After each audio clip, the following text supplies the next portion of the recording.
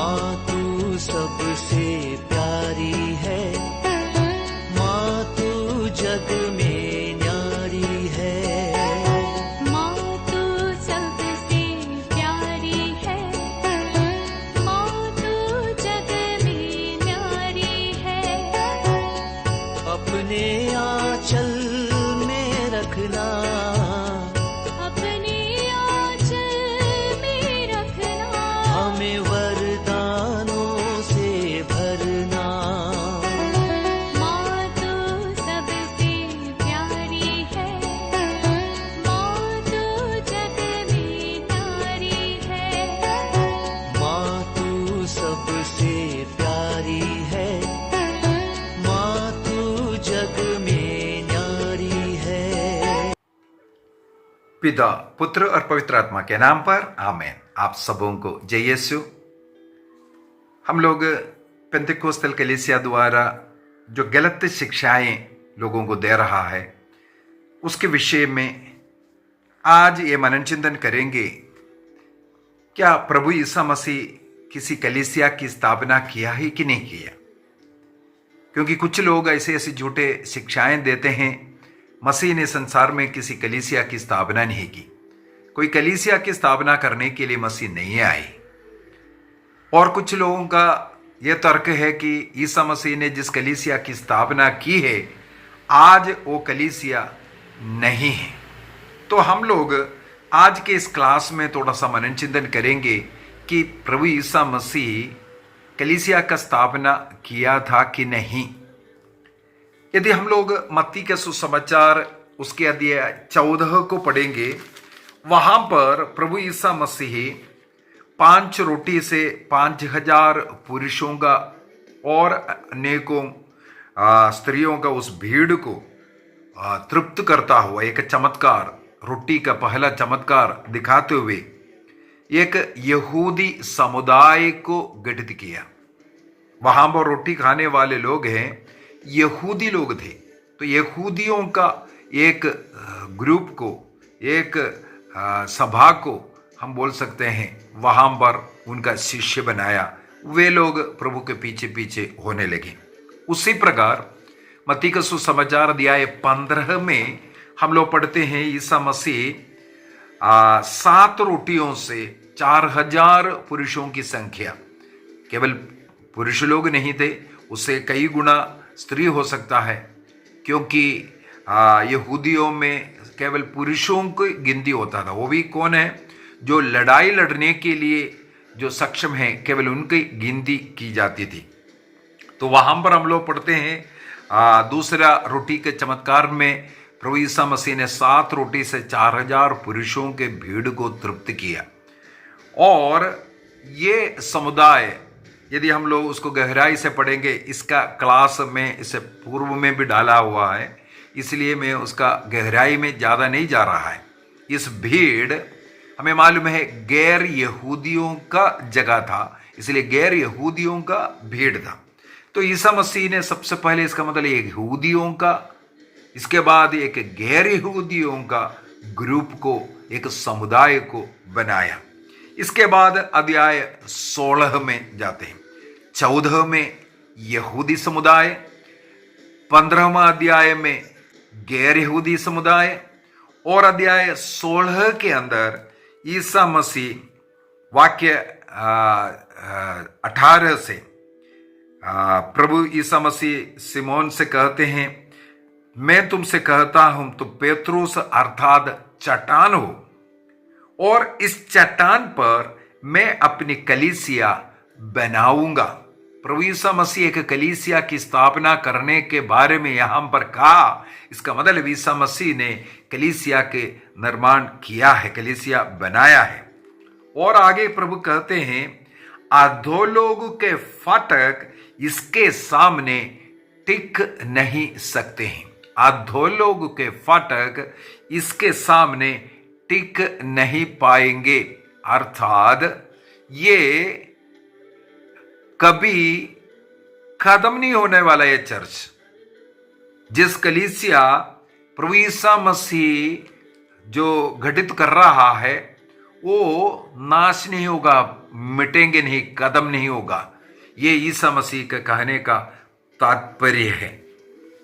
और यदि हम लोग थोड़ा सा इतिहास के अंदर देखते जाएंगे, वहां पर हमें मिलेगा अनेकों लोग इस कलीसिया को नष्ट करने का प्रयत्न किया। अनेकों लोग, अनेकों सम्राट, शासक, ऐसा देश ईसाई समुदाय को नष्ट करने के लिए, बर्बाद करने के लिए उन्होंने कोशिश किया। विशेषकर जो रोमन सम्राटों के द्वारा ईसाइयों को पकड़ पकड़ करके मार डाल रहे थे, ढूंढ ढूंढ करके उन लोगों को उनके ऊपर अत्याचार कर रहे थे, मार डाल रहे थे।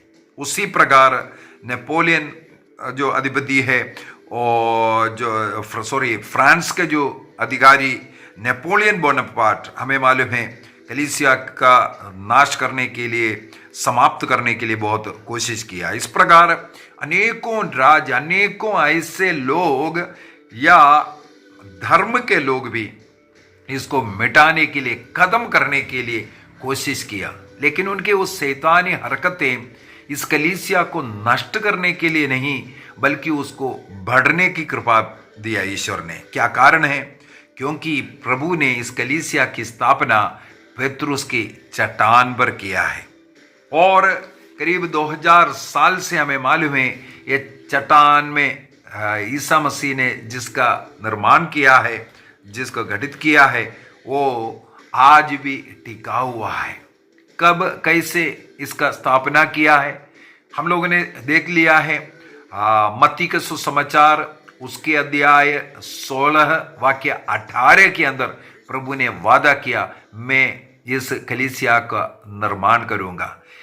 यहूदी समुदाय को और गैर यहूदी समुदाय को, जो कलीसिया को प्रभु ने बनाया, जो ग्रुप को बनाया, उसको पेत्रुस रूपी चट्टान पर एक कलीसिया के रूप में, अर्थात यहूदी गैर यहूदियों का समुदाय है क्रिस्तीय समुदाय, और उसका अधिकारी के रूप में, मुखिया के रूप में पेत्रुस को नियुक्त करता है। यदि हम लोग योहन का सुसमाचार उसके अध्याय 21 वाक्य 15, 16, 17 को पढ़ेंगे, वहां पर भी हमें मिलता है ईसा मसीह ने स्वर्ग जाने के पूर्व में पेत्रुस से कहा, तुम मेरे मेमनों को चराओ, मेरे भेड़ों को चराओ।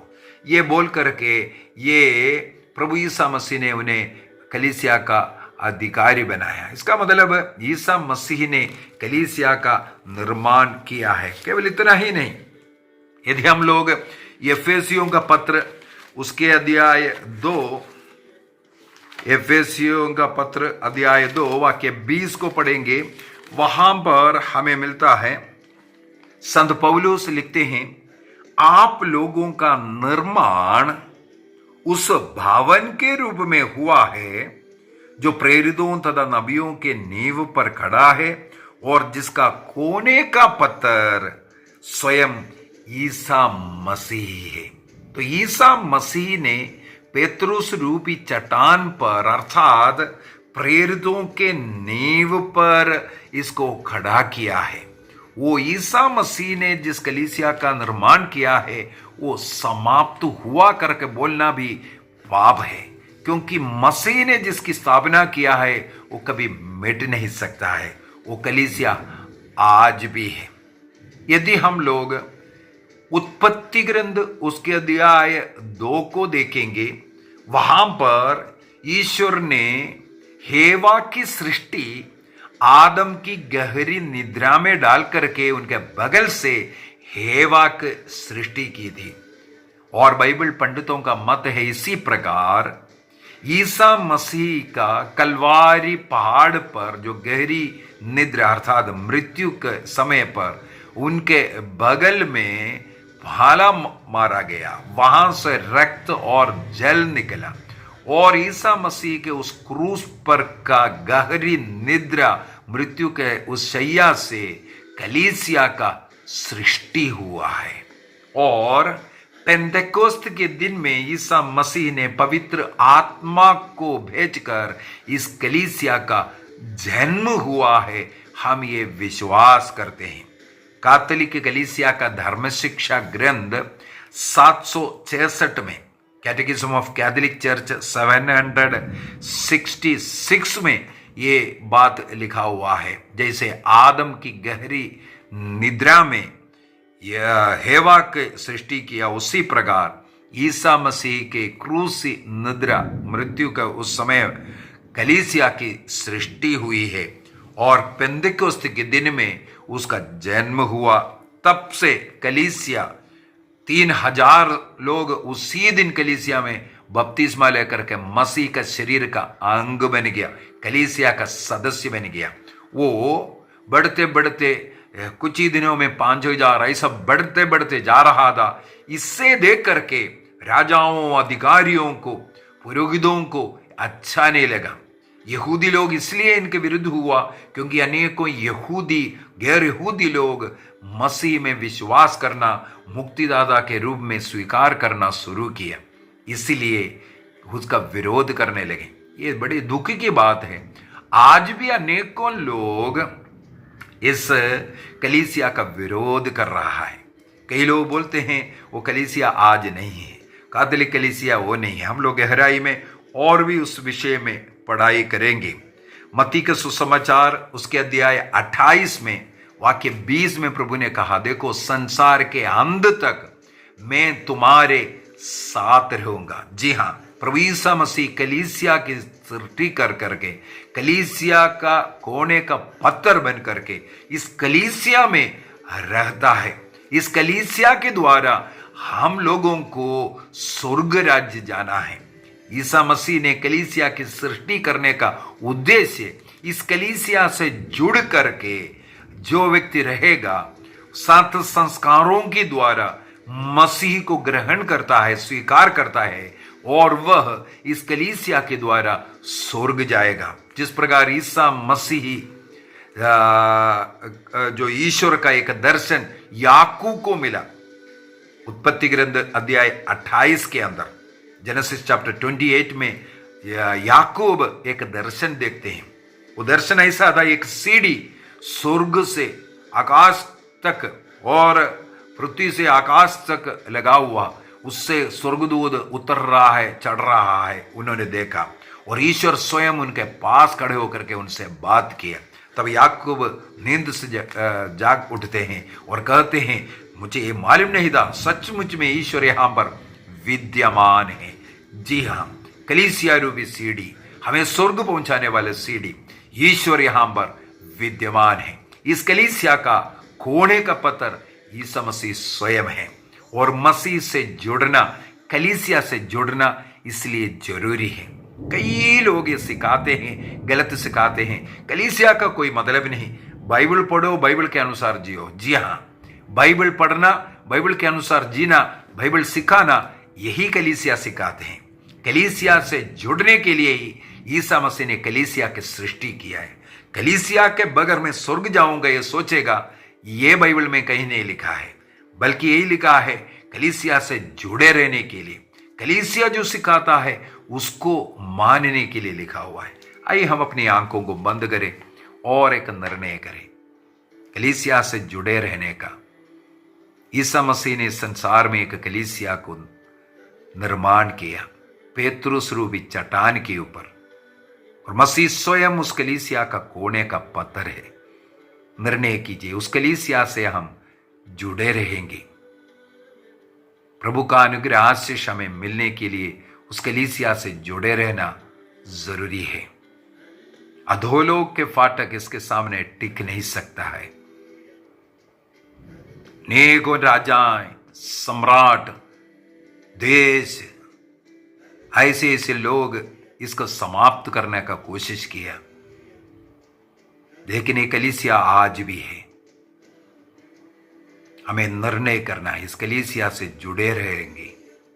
मसीह का शरीर है, मसीह ने इसकी सृष्टि की। पिता, पुत्र और पवित्र आत्मा के नाम पर आमीन। आप सबों को जय यीशु।